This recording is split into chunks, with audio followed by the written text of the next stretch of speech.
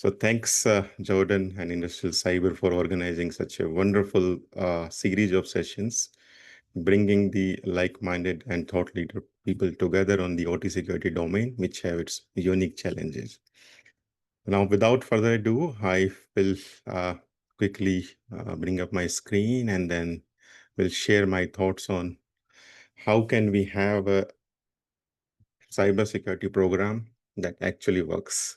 And very often than not, as you mentioned, that we are trying to retrofitting the solution. There are challenges which are unique to this region.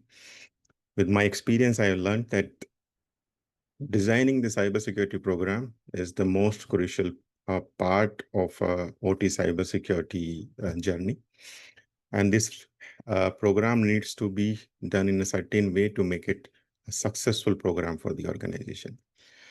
So before I jump into the main content, let's have a quick poll from the people about their experiences, their challenges, and how they see whether they have actually experienced some breach in the last 12 months at their organization, which they are working into. Okay, so I'm seeing quite a good number of people showing the response as they have seen something which is either near a miss or operational disruption.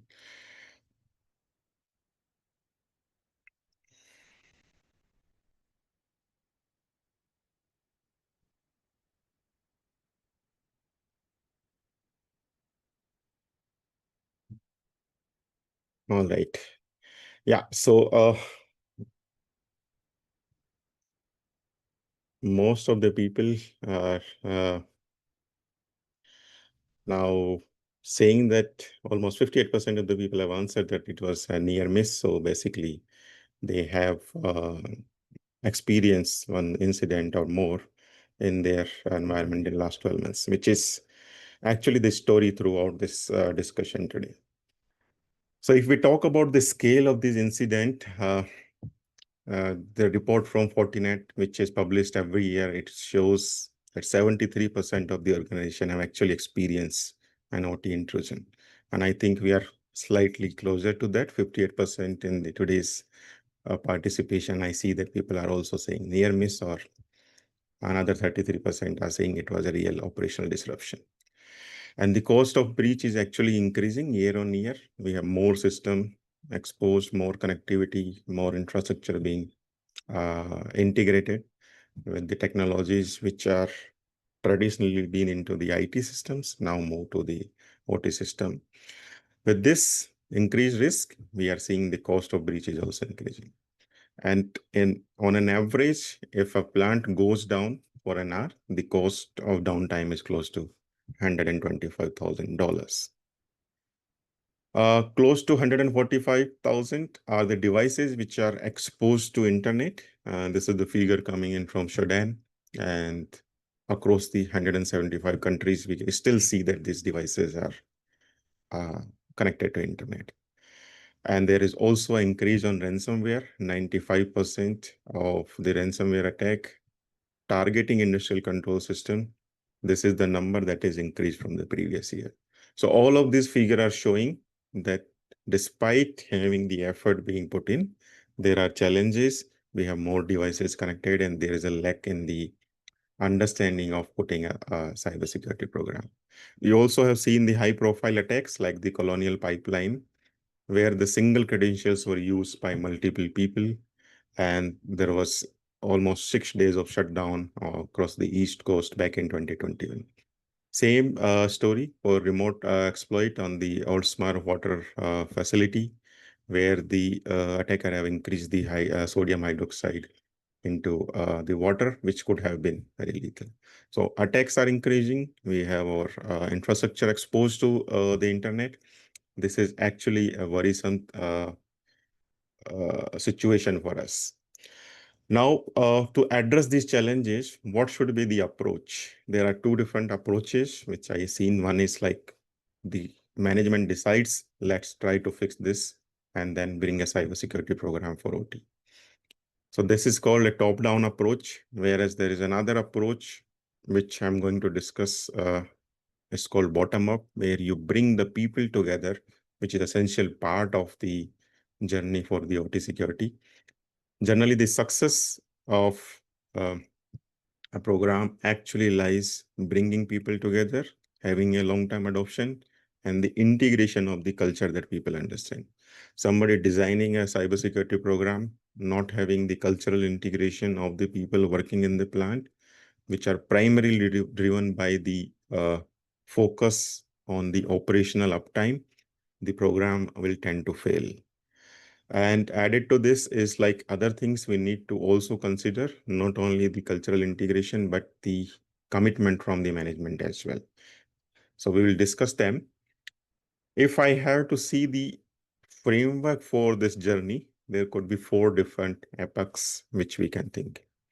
First is, of course, we want to build the visibility, that what is my asset, and I need to know what are my risk against these assets. So basically, first knowing what you have in the organization.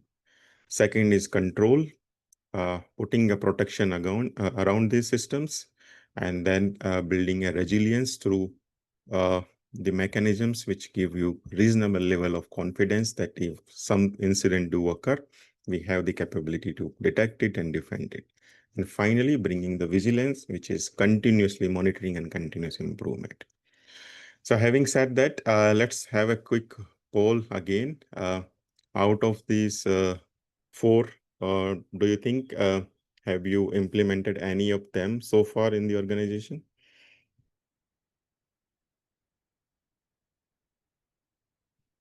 Okay. So most of the organization still are into the visibility.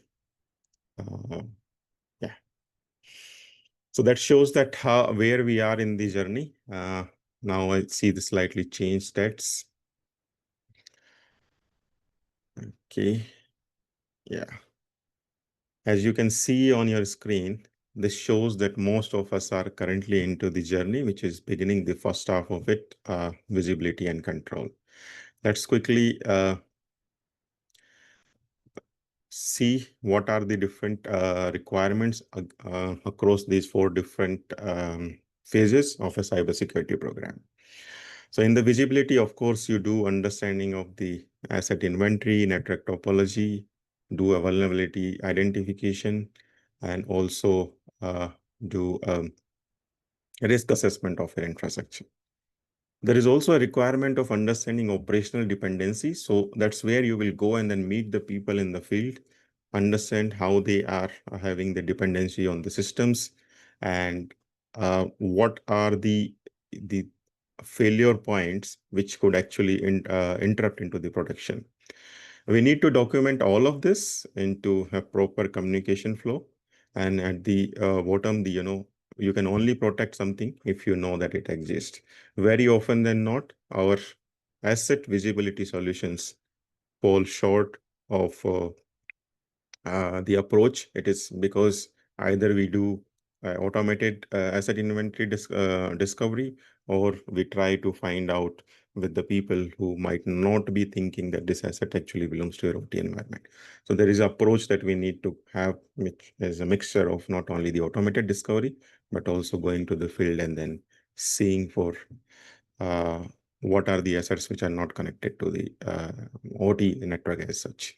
The second is control, where you protect what is the most important asset for you through network segmentation, access control, proper change management procedure, which will be integrated with your safety requirements, your operational requirements, your downtime, so on and so forth. Then you have proper access management, as create a role-based access control for different people in the different entity, and then do a security enforcement based on the designed security. Here we need to focus on the most critical assets with the risk profile that these assets might possess.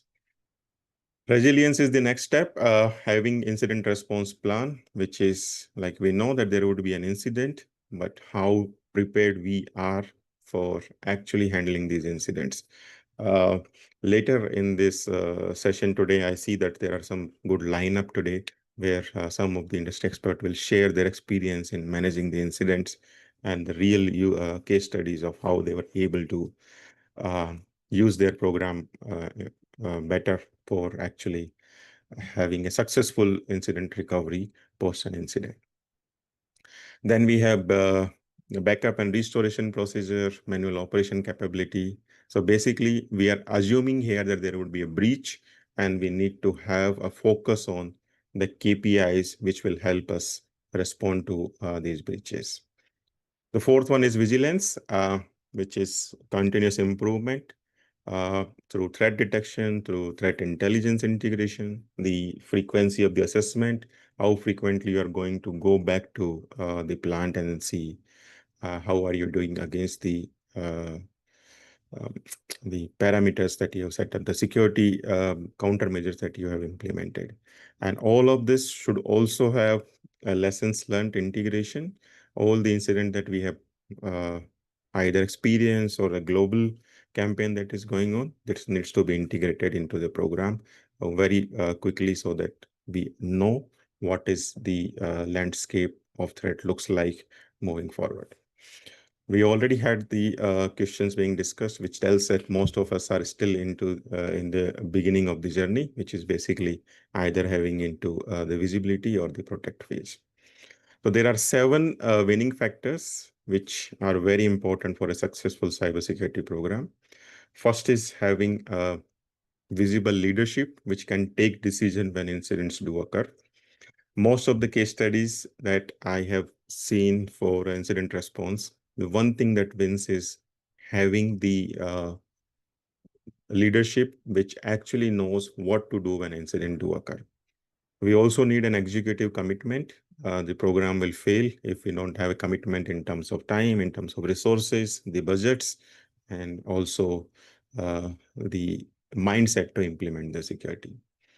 The cultural and process are most important part over technology. You can actually implement a solution, but if people are not on board, they might not use the solution or they might not use the solution the way it is supposed to be used. Industrial anomaly detection is the one solution that you might see is generally used most often. But if there are no proper KPIs being set up, then these systems might not be useful for the organization. Skilling is the most important part. Again, if people are not aware about what is cybersecurity risk for the organization, what should be their behavior for using a secure remote connect application or using USB drives, what should be their communication channel when they actually experience an event or an incident, then this is also one of the failure points. So we need to give them continuous training, and we also give them skills. Then we have risk-based value-driven approach, a strong foundation of visibility and control, incident response and readiness, and continuous improvement measurement. So there are seven winning factors. Let's just review them one by one. But before that, I would also like to put up a plan that you might work for you well.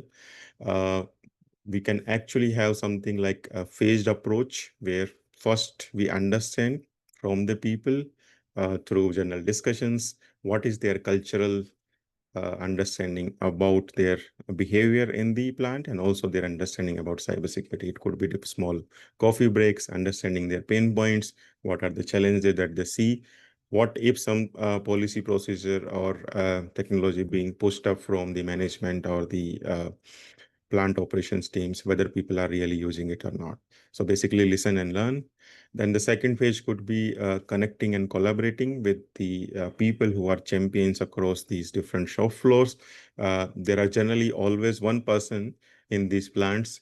Everyone listens to this one person because he is the key resource what will help when something goes wrong, either with the systems or some process or the IT issues, something like that.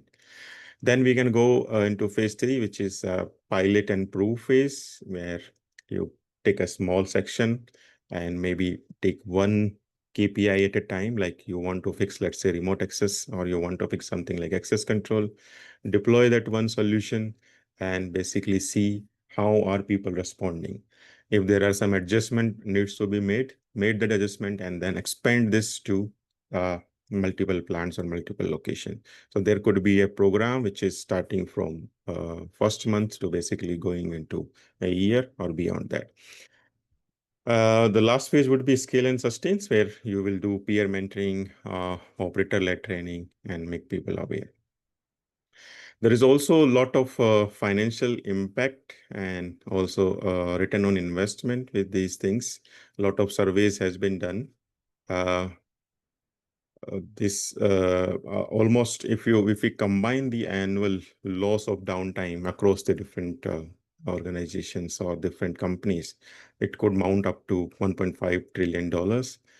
It is a global number, both IT and OT. And generally, if we see the return on investment within 18 months, the chances are 3:1, which actually shows that there are very high chance that your program will be successful. As I mentioned, there is also an increase on attacks as well as increase on physical attacks. So I can also from this report get to know that there is an increase on physical attacks, which could be up to 19% in last few years.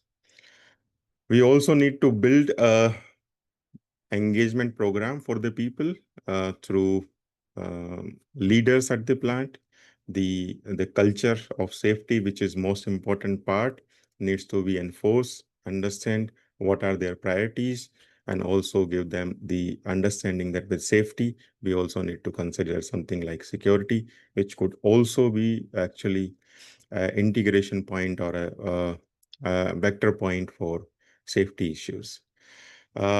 Role-specific training is also one requirement. Like generally, we give the awareness training, but if the awareness training is at the high level, the understanding of people might not be that mature. So if somebody is an operator or an engineer or a plant head, for them, we require different kind of understanding, so they have a right mindset of security, which extend to their safety.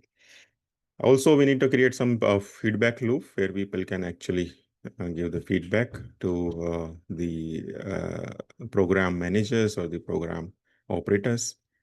There are some success measurement requirements, indicators like training effectiveness, whether there are some champions in the plant or champions at the show floor, which can actually vouch this. You can actually have mock drills as well. There are some other indicators which you can also monitor, something like during a mock drill, how much time somebody has taken to actually identify an event or an incident. There could be some compliance metrics, like you check whether people are complying to your access requirements monthly or quarterly, or how many times they have tried to use a USB sticks, how many times they try to request a remote access connection, those kind of things. Are they monitoring these vulnerabilities if you have implemented a solution? Then there could be metrics like reduction of the downtime and the efficiency that is gained out of the reduction into this downtime. Then there are cultural metrics. How much is the engagement that people have had? What kind of webinars or sessions or tech talks being organized around cybersecurity? If there is a new incident that has happened, how many times it is being discussed at the organization level? There could be some common pitfalls that needs to be avoided. We need not to treat OT like IT environment. IT environment are generally different. We know this. That's why we are here. Slightly different approach compared to what could go wrong and how would you be able to address these situations when something goes wrong. There is also an approach sometimes that you try to implement the technology first. That this is also one of the failure point. We need to first bring people together, the cultural change, the management support, and the clear leadership are the some of the points against these pitfalls, like having a technology first. Also, ignoring the operational constraint, like basically you implement a solution which might only be compatible with half of the areas, not full network infrastructure of the organization, could also be one of the failure points. So people would not like to adopt a solution which gives only half of the areas to be protected, and another half there is no protection at all. And then the cultural change, of course, you need to understand about the people. So maybe a final question to you. You can maybe type it out in the chat box. Out of these four areas that we have discussed, or the actions that we have discussed, what would be the one action that you would like to take in next 90 days if you are designing your program?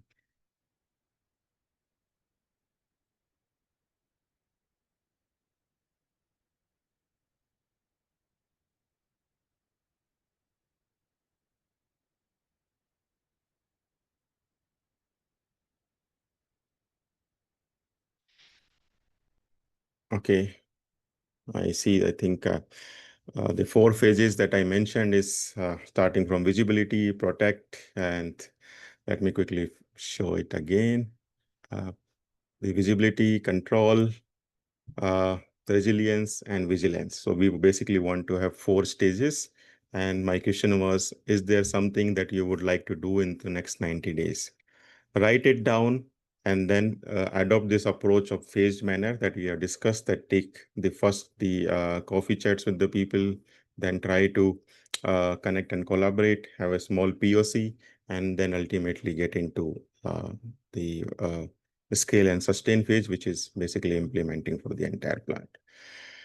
Okay, so to sum up, what we have discussed here is like we need to have a people first approach, which is basically starting with the cultural process and not through the technology. Most of the program which might fail is because of this one requirement, that we don't bring people on board, and generally have issues in terms of people adopting the solution. Sometimes you might see that you might implement a solution like secure remote access connectivity, but people will not adopt it unless there is also the process being set up. There is also a mechanism being set up where they can actually use it with ease. So understand that cultural requirement, how they are actually want to use technology, and then only implement the technology. Second key success factor is the ground up success, bringing the plant coworker, which is the greatest requirement apart from the cultural thing. The people, when you interact with them, they will tell their real problems, and then you can design a solution around it. Like if you want to put up a process from the top down, it might have the theoretical aspect into it, but the practical aspects will only come up when you really go at the shop floors and then interact with the people. And it could also be tuned for different shop floors differently, so that people don't have the challenge in terms of understanding for the language, for the way they really want to do. Then the third is the four-step journey: visibility, control, resilience, and vigilance. Fourth, I would say that there is a proven ROI if we structure the program into the four epochs, which are the four-stage journey. There are very high chance that we'll get a 3:1 return on the investment that we'll do. Basically, you invest 100K, and then the return in terms of having less downtime, having less disruptions, it almost three times the investment that you're going to do. Safety is the most important part over here. We need to build the culture, which is basically focus on safety, but building security as an extension to that safety culture that we have. What would you do as a next step is to currently assess your situation, where you are into the maturity, engage the leadership, bring people on board, identify the champions, the people who are the real champion at the shop floor, who will vouch for the change that you are bringing, the cultural change and the adoption for the thing. And then fourth would be, don't go big for the entire plant, but basically have a small approach for the phased manner. First do a POC, a working model, and then go bigger over there. And then measure the progress. How are you doing against the implementation that you had done over there? Yeah, so basically these are the five practical approaches that I would say would really be working for a successful cybersecurity program for an organization operating into operational technology. With this, thank you. And if you have any specific question, you can maybe drop into the chat box, or maybe you can reach out to me later. Over to you, Jonathan. Thank you, Shiv. That was very enlightening. There are actually a couple of questions. If we have a little bit of time. Here's one that is sort of like in my pet wheelhouse as well. So somebody said training and certifications in OT, ICS security are expensive. And they ask if there are any recommendations for budget-friendly trainings and certifications. And I know that's something that you have a sort of a deep affiliation with, and your colleague Manjunath as well has put out lots of content on that. So yes, yeah. So that's the effort to ease that out. So we need to understand why you want to do a certification. So a lot of these certifications are not pegged to a training, except this ISA certificate 62443, where you have to mandatorily do the training and then do the certification. The whole objective of this certification is basically having the skill, and then you prove that I have the skill. So I think there are a lot of people who are creating the content available on Udemy, LinkedIn Learning, or on YouTube. So if you have this challenge that you currently don't want to invest that much of money, I think first building the skill is the right approach than directly approaching the certification. yeah, and Jigar adds that there are CISA courses which are free and good content as well. And I think it does depend on what you said, why people want the training or do they want the certification, and it's a slightly different question and a slightly different answer. With that, I will thank you very much. I agree 110%. It's a people issue. That's kind of like where to start. If we can't sort out the people, the collaboration, the communication, then the technology will not solve those problems. So thank you very much, Shiv. I appreciate it. We're now Thanks, going Jonathan. to